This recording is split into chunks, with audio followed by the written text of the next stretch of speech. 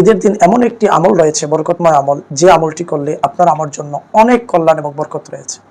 সে আমলটি হলো, সাইয়েদনা ইমাম গজ্জালী রহমতুল্লাহ আলাইহি তিনার কিতাবে মুকাশিফাতুল কুলুবে লিখেছেন, যে ব্যক্তি ঈদের দিন অর্থাৎ ঈদুল ফিতরের দিন অথবা ঈদুল আজহার দিন অর্থাৎ ঈদের দিন এই আমলটি করবে। কি আমলটি? সুবহানাল্লাহি ওয়া বিহামদিহি, এই তাসবিহটি 300 বার পাঠ করবে। পাঠ করার পরে সমস্ত মুসলমানদের রুহের মাগফিরাতের জন্য রুহের মধ্যে ইসালে সওয়াব করে দিবে। আল্লাহ তাআলা প্রত্যেক মুসলমানের নামে নামে ওই মুসলমানদের কবরের মধ্যে 1000 করে নূর প্রবেশ করাবে। সুবহানাল্লাহ, কতই বরকত!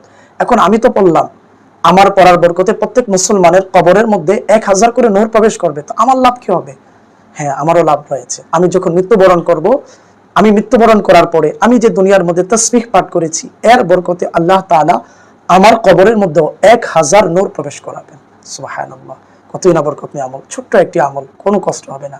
সুবহানাল্লাহি ওয়া বিহামদিহি, সুবহানাল্লাহি ওয়া বিহামদিহি।